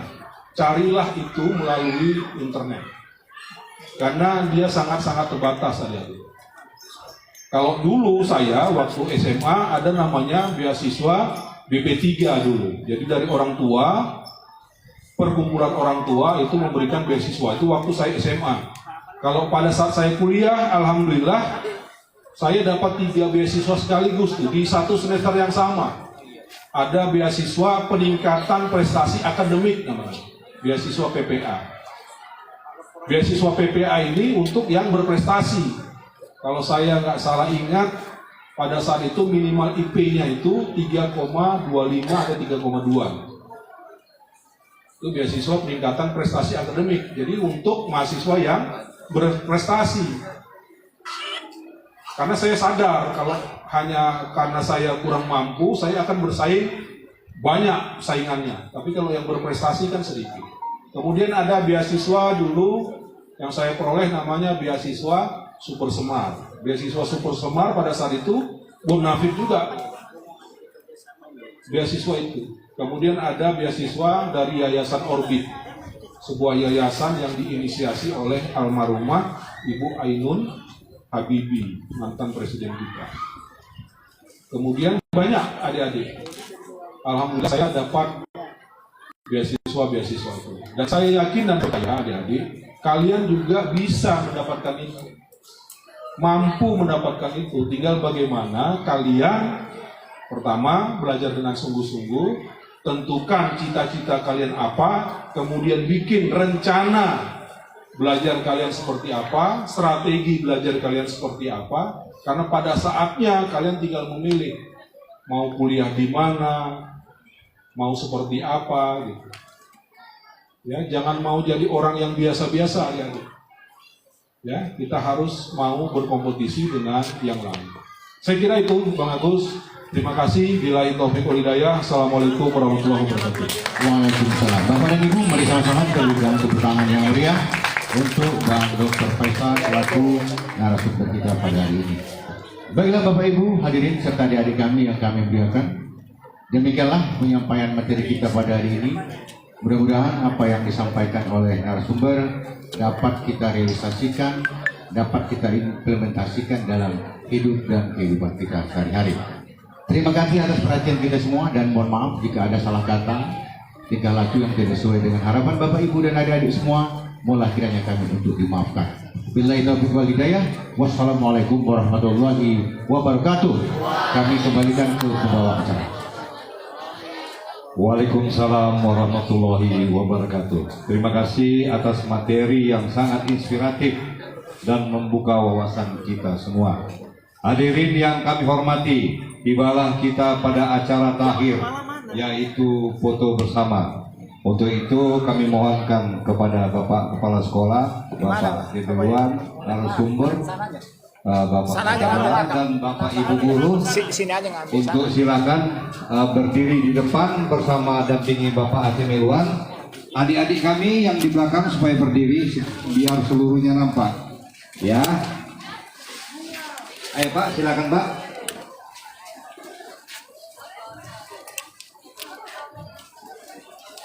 Udah siap Pak? Oke. Nak, tim kreator bantu. Sudah, kita mulai. Kita hitung. Tunggu, nggak dapat. Mundur lagi, ha. Lebar, mundur. Op, as jatuh. Oke. Kita hitung. 1, 2, 3. Sekali lagi. 1, 2, 3. Mohon izin Bapak Ibu untuk dikepalkan tangannya. Kita hitung 1, 2. Oke siap. 1, 2, 3. Sekali lagi 1, 2, 3. Terima kasih Bapak Ibu sekalian. Demikianlah rangkaian kegiatan kita hari ini. Semoga apa yang kita peroleh menjadi bekal untuk terus belajar, menjadi anak berprestasi, berkarakter, dan menjadi kebanggaan kedua orang tua. Saya selaku pembawa acara, mohon maaf apabila terdapat kekurangan dalam memandu kegiatan ini. Billahi taufiq wal hidayah. Assalamualaikum warahmatullahi wabarakatuh.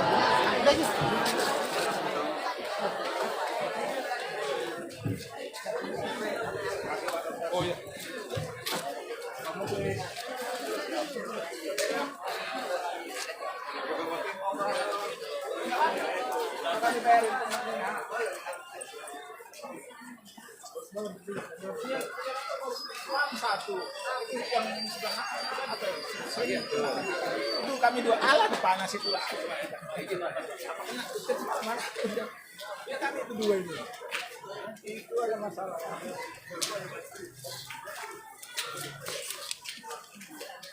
Oke, bubar. Silahkan.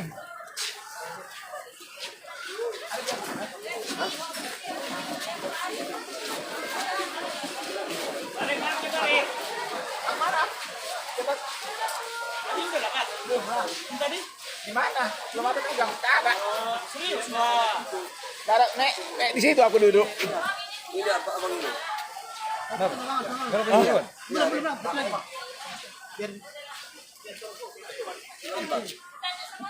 Oh nggak ada apa nggak apa-apa. Mana tahu diganti duit.